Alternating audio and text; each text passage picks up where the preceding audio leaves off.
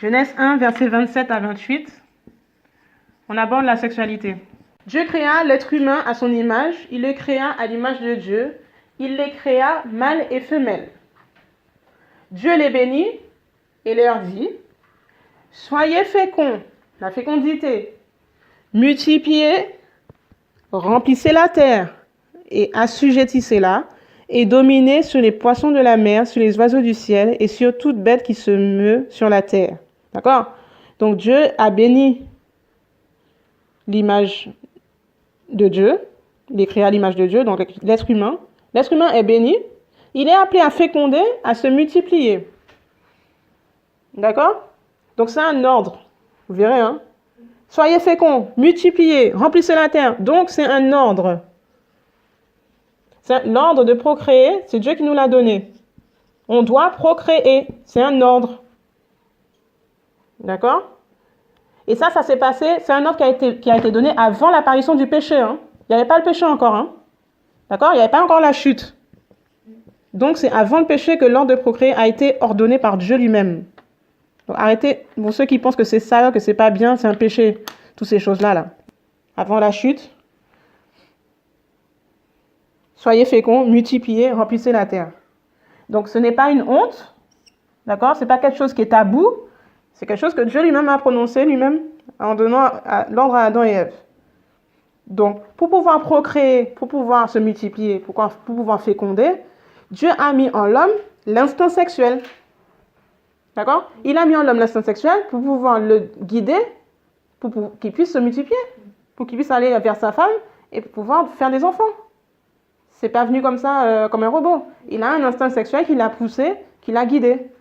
Donc ça, c'est quelque chose que Dieu a mis en l'homme et qui est bon, qui est une bonne chose. C'est un don de Dieu, en fait, tout simplement. Donc l'instinct sexuel, c'est un don que Dieu a donné à l'homme. Maintenant, c'est aux chrétiens d'apprendre à utiliser ce don et à respecter quand même les directives du Créateur. Parce qu'il y a quand même des directives. Genèse 1, verset 31. Si tu peux descendre plus bas. Genèse 1, 31. Dieu vit tout ce qu'il avait fait, et voici, cela était très bon. Ainsi fut le jour, ainsi fut le matin, ce fut le 6e jour. Donc, quand il donne à l'ordre d'Adam et Ève de féconder, de procréer, de se multiplier, pour lui, c'est une chose qui est bonne. Donc, il a déposé en Adam et en Ève l'instinct sexuel pour qu'ils puissent pouvoir savoir le faire. D'accord? Maintenant, dans 1 Timothée 4,4, tout ce que Dieu a créé est bon et rien ne doit être rejeté pourvu qu'on le prenne avec action de grâce. Parce que tout est sanctifié par la parole de Dieu et par la prière. Maintenant, le chrétien, lui, il a une vie de prière. Il connaît la parole de Dieu, il connaît son Dieu, il sait que son Dieu est un Dieu saint. D'accord? Le fait d'avoir une vie de prière, de mener une vie de sanctification, de connaître la parole de Dieu, de connaître le cœur du Père, de savoir que Dieu est un Dieu saint, il connaît aussi ses limites. Il sait que tout est sanctifié par la parole de Dieu. Donc, dans le tout, il y a aussi sa vie sexuelle, elle doit être sanctifiée aussi. Il y a une façon de faire les choses, il y a des directives, il y a des limites, il y a des lignes rouges à ne pas franchir, il y a des choses à faire, à ne pas faire.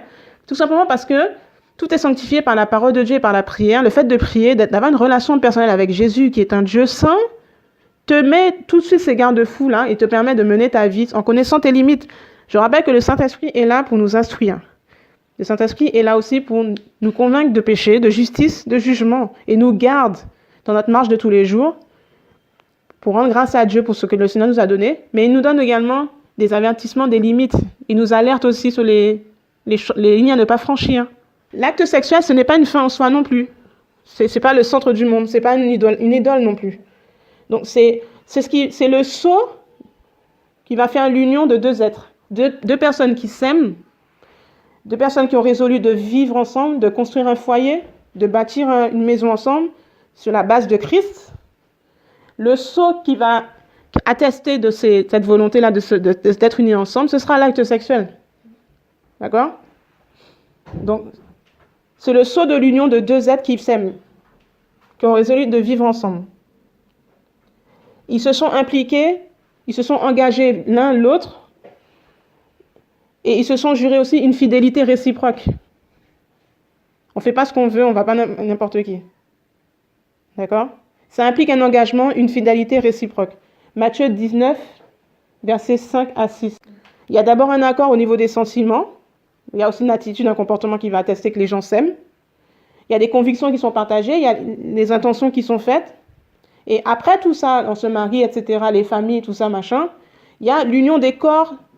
Finalement, tout ça, ça aboutit par l'union des deux corps dans le mariage. D'accord? Ça nous donne le fameux Matthieu 19, 5. À cause de cela, l'homme quittera son père et sa mère et s'attachera à sa femme et les deux ne seront qu'une seule chair.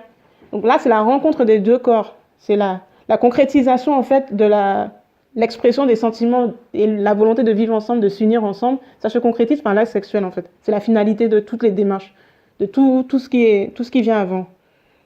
D'accord? Donc les deux ne seront qu'une seule chair, c'est l'acte sexuel. C'est l'union sexuelle, c'est la rencontre des deux corps physiquement. Mais il y a d'abord des sentiments, il y a d'abord, on discute encore, on apprend à se connaître, on fait connaissance, les deux familles se rencontrent, il y a toutes ces choses-là qui viennent avant. Et ça, c'est la finalité. Et ça se fait dans le mariage. Ça ne se fait pas en dehors du mariage. Il n'a pas été créé en dehors du mariage. Et d'abord, une rencontre avec Adam et Ève, Dieu qui a mis son sceau, etc. Et après, il y a eu la rencontre. La finalité. Ensuite, il faut comprendre une chose, comment ça fonctionne un rapport sexuel. C'est que c'est pas simplement la rencontre physique de deux corps. C'est pas l'acte physique en lui-même. Ça rentre aussi dans le domaine spirituel. Et c'est ça qu'il faut que les gens dans le monde, les gens à qui quand on leur dit d'arrêter l'impudicité là, quand on dit aux gens arrêtez la fornication, il faut qu'ils comprennent qu'il y a pas que le plaisir physique, il y a la dimension spirituelle, tout ce que ça implique derrière. D'accord? 1 Corinthiens 6, versets 15 à 19. Ça engage en fait ton être tout entier. Donc c'est pas ça a une dimension qui dépasse le simple domaine physique. Ça engage aussi l'être tout entier. 1 Corinthiens 6, verset 15 est clair. Ne savez-vous pas que vos corps sont les membres de Christ? Prendrais-je donc les membres de Christ pour en faire les membres d'une prostituée? À Dieu ne plaise. Ne savez-vous pas que celui qui s'unit à la prostituée devient un même corps avec elle? Car il est dit, les deux deviendront une même chair. Donc, quand le rapport sexuel engage ton être entier, et je rappelle encore une fois, ton être entier est composé de 3 parties, esprit, âme et corps. Donc, lorsque tu t'unis avec une personne, comprends que tu deviens une seule chair, esprit, âme et corps, vous devenez un. Ce qu'elle a, elle te le donne, ce que tu as, tu le lui donnes. Spirituellement, c'est comment? Voilà comment des personnes arrivent à choper les démons de l'un et de l'autre, attraper la sorcellerie de l'un de l'autre, à travers les rapports sexuels déjà, il y a déjà des échanges spirituellement qui se font. Voilà pourquoi dans le monde des ténèbres, le monde spirituel, ils font des orgies sexuelles, ceux qui sont dans la sorcellerie, là, dans les satanistes, parce qu'ils savent que pour augmenter de puissance, il faut faire des orgies pour s'échanger les esprits, s'échanger les démons, et ça passe par les rapports. Notamment par les rapports sexuels, mais également par des pratiques, des dérèglements sexuels. Des choses qui sortent de la norme que Dieu a créée, la norme normale. Je pense à la sodomie, des choses comme ça.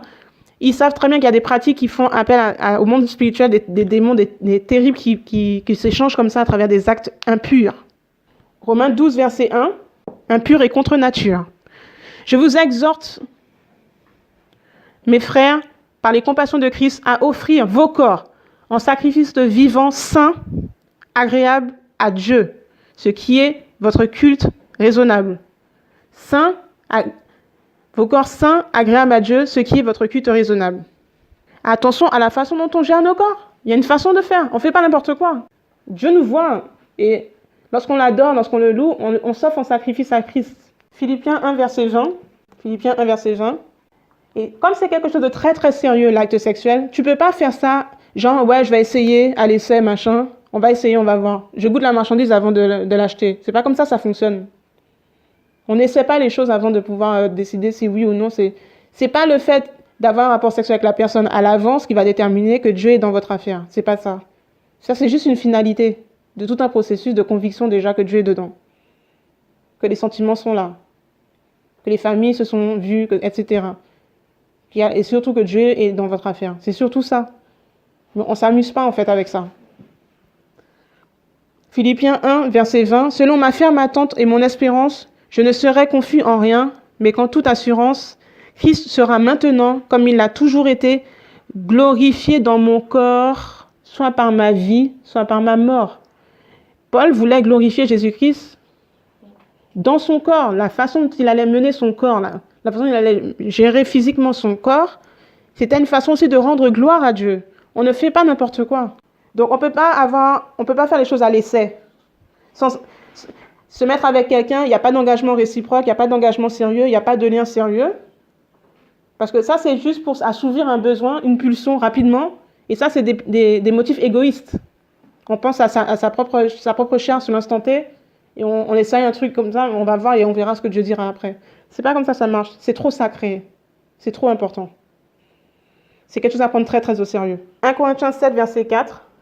N'a pas de pouvoir sur son propre corps, mais c'est son mari. De même, le mari n'a pas de pouvoir sur son propre corps, mais c'est sa femme. Dieu a défini un cadre. Le corps de la femme appartient à son mari et vice-versa. Personne d'autre. Et c'est illicite, c'est interdit d'utiliser son corps en dehors d'autres choses pour faire autre chose, en dehors du cadre du mariage. C'est interdit. 1 Corinthiens 6, verset 13, par exemple. Si tu peux remonter, s'il te plaît. 1 Corinthiens 6, verset 13.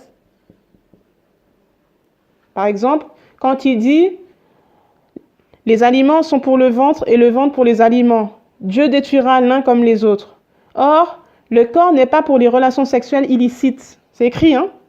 Mais pour le Seigneur et le Seigneur pour le corps. Vous le voyez vous-même, hein? Verset 12, on remonte. Toutes choses me sont permises, mais toutes choses ne conviennent pas. Toutes choses me sont permises, mais je ne serai assujetti sous la puissance d'aucune chose. Les aliments sont pour le ventre pour les aliments. Dieu détruira l'un comme les autres. Or, le corps n'est pas pour les relations sexuelles illicites, mais pour le Seigneur et le Seigneur pour le corps. Donc, relation sexuelle illicite, c'est rapport sexuel en dehors du mariage. Tu n'es pas marié, tu as un petit copain, tu as des rapports sexuels, tu as un rapport sexuel illicite. Parce que Dieu a créé les rapports sexuels dans le cadre de l'union du mariage. Dans le cadre de, on vient de le voir un instant dans 1 Corinthiens 7, verset 4, le corps appartient à son mari et le corps du mari appartient à sa femme. Donc l'appartenance d'un corps à une personne se fait dans le cadre d'un mariage et rien d'autre. Donc là, relation sexuelle illicite, le corps n'est pas pour ça. Tu dois offrir ton corps au Seigneur pendant que tu es là comme ça. Seigneur, je te confie ma vie, je te confie, mon corps t'appartient aujourd'hui et quand je serai mariée, il appartiendra aussi à mon mari. Mais il t'est interdit strictement, si tu n'es pas encore marié, de laisser un homme, de laisser une femme toucher ton corps, ne serait-ce qu'un iota. Et c'est à toi d'être ferme par rapport à ça. C'est à toi de savoir quelle valeur Jésus t'a donnée aujourd'hui pour ne plus laisser n'importe qui venir te peloter, toucher ton corps n'importe comment. C'est pas possible. Tu es une princesse, tu es devenue la fille de Dieu. Tu appartiens au roi des rois, la star, celui qui est clean, qui a la classe, la classitude par excellence. Tu n'es pas n'importe qui. Et Dieu veut te redonner cette dignité-là. Il a fait de toi une nouvelle créature. Donc tout ce que tu faisais hier, c'est terminé. Il t'a mis en une page blanche. Considère aujourd'hui que tu es vierge. Et que Dieu fait de toi une princesse. Et que la personne qui va toucher ton corps, ce sera la personne que Dieu aura choisie comme étant ton époux. Qui aura autorité sur ton corps. C'est le seul qui sera autorisé à poser sa main sur toi et personne d'autre. Et toi, en tant qu'Église, en tant que membre du corps du Christ, le corps n'est pas pour les relations sexuelles illicites, mais pour le Seigneur. D'accord? 1 Corinthiens 6, verset 13. 1 Thessaloniciens 4, verset 3 à 5. Tu es belle, quelqu'un vient te voir. Hey, t'es mignonne, hein? Tu regardes la personne. Gloire à Jésus-Christ parce que je suis une belle créature. Mais sache que cette beauté est réservée au Seigneur et à mon futur mari. Au revoir. J'ai jamais vu une fille qui m'a dit ça. C'est normal. Je suis une princesse de l'Éternel. Raconte-toi. T'es pas n'importe qui. Non, mais qui va venir oser poser son index sur ta tête, là? Sors de là. Pas avoir quand même. Classitude. 1 Thessaloniciens 4, versets 3 à 5. Voici en effet la volonté de Dieu, à savoir votre sanctification, que vous vous absteniez des relations sexuelles illicites, que chacun de vous sache posséder son corps dans la sanctification et dans l'honneur, et sans se laisser aller au désir de la convoitise comme les nations qui ne connaissent pas Dieu. Est-ce que ce verset n'est pas clair? Je répète, 1 Thessaloniciens 4, verset 3. La volonté de Dieu, à savoir votre sanctification, c'est que vous vous absteniez de relations sexuelles illicites, que chacun de vous sache posséder son corps dans la sanctification et dans l'honneur. Et la Bible dit bien que chacun de vous sache posséder son corps. C'est une affaire de personnel. C'est ton problème personnel. Débrouille-toi, mais que chacun de vous sache posséder son corps. C'est une responsabilité personnelle que chacun doit avoir dans le corps du Christ. L'abstinence. Voilà. Abstinence. C'est écrit. Relation sexuelle illicite égale relation sexuelle en dehors du cadre du mariage. Et dans relation sexuelle illicite, on a également la masturbation. Et dans relation sexuelle illicite, on a également tout ce qui est film porno, tout ce qui est complications, là, mari de nuit bizarre, on commence à se faire des films spirituellement. Tu te dis, bon, physiquement, je vais avec personne, mais dans ta tête, là, si on projette ce qui se passe dans ta tête, tu es loin. Tu fais beaucoup de choses. Tu te rappelles certaines choses que tu faisais avec X, Y, Z. Tu gardes bien les images dans ta tête, là, et tu commences à te faire des plaisirs spirituels. Attention, c'est de la masturbation. Parce qu'en faisant ça, là, tu t'attires aussi des réactions physiques qui vont malheureusement t'amener à faire des choses qui ne sont pas à la gloire de Dieu. Et tu risques de commettre un rapport sexuel illicite. Avec un mari de nuit, par exemple. Tu commences à faire des rêves bizarres. Tu commences à avoir des rapports sexuels avec quelqu'un que tu ne vois pas. Rapport sexuel illicite. Attention aux actes que nous posons. Gérons nos pensées. Toute pensée impure, apprends à les rejeter constamment. Les pensées de souillure, toutes ces choses-là, les choses que tu faisais hier, tu t'en rappelles, etc. L'ennemi va venir régulièrement te représenter ces choses. Mais si au niveau de ton cœur, tu es ferme, tu sais clairement ce que tu veux sanctifier tes pensées, sanctifier ton esprit, tu as la possibilité de rejeter ces pensées-là. Et plus tu les rejetteras, plus ça va s'arrêter. Plus ça va s'arrêter, plus ça va s'estomper, et plus l'ennemi va te laisser tranquille. Mais s'il voit que tu commences à avoir des plaisirs virtuels, spirituels, tu donnes accès à la masturbation, tu donnes accès au mari de nuit, c'est pas bon.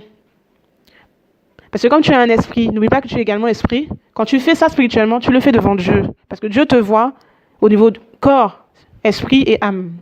Il voit tous les 3 aspects de ta personne. Donc même si physiquement tu ne vas pas avec les gens, tu n'as pas de rapport sexuel physiquement avec des hommes, le fait de le faire spirituellement, tu as des rapports spirituels devant Dieu avec des gens. Et Dieu te voit comme si tu les faisais dans le physique, c'est pareil. Donc que le Dieu nous aide au niveau de nos pensées. Crions au Seigneur qui nous aide. Ce n'est pas facile, mais c'est une question d'être ferme dans ce que l'on veut, d'être déterminé à vouloir se sanctifier même au niveau des pensées. Et là, on va s'en sortir. Qui t'a en parlé, qui t'a demandé de l'aide, mais on a tous ce combat-là. Arrêtons de croire on a tous des pensées clean, c'est faux. D'accord? Mais en crescendo, ça peut amener à des relations sexuelles illicites dans le spirituel. Il faut faire attention. C'est faire très, très attention. Parce qu'avant de chuter dans l'esprit, avant de tomber dans la masturbation, ça commence d'abord par des films qu'on se fait, des images qu'on a dans l'esprit, là, sur lesquelles on prend plaisir, qu'on ne rejette pas malheureusement, et Satan rentre comme ça. Maintenant, quand on a compris son jeu, sortons de là. Arrêtons cela, rejetons cela, prions contre ça, sortons de là, et chaque pensée impure, tu rejettes, tu es ferme, tu dis, Seigneur, j'ai décidé de me sanctifier, j'ai décidé de me garder, Seigneur, de me garder dans la pureté, et je prie, Seigneur, que tu puisses m'aider à gérer mes pensées, à rejeter ces choses, toutes ces images, tous ces flashbacks qui me reviennent, je les refuse au nom de Jésus. Et si le Seigneur voit que tu es sincère, il te donnera la force, et ça va s'arrêter, ça va s'estomper. Et à chaque fois que ça reviendra, tu rejetteras, parce que dans ton cœur, tu ne veux plus de ces choses. Voilà le secret. Rejeter toute pensée impure. C'est une guerre de tous les jours. 1 Corinthiens 7, verset 2. On l'a vu tout à l'heure. On va juste reprendre cette partie. Toutefois, pour éviter les relations sexuelles illicites, que chacun ait sa femme et que chaque femme ait son mari. Parce que ce n'est pas parce que tu es marié que tu n'en auras pas de rapports sexuels illicites. Donc attention. Ça existe également dans le cadre du mariage, donc il faut faire attention. Et je tiens à rappeler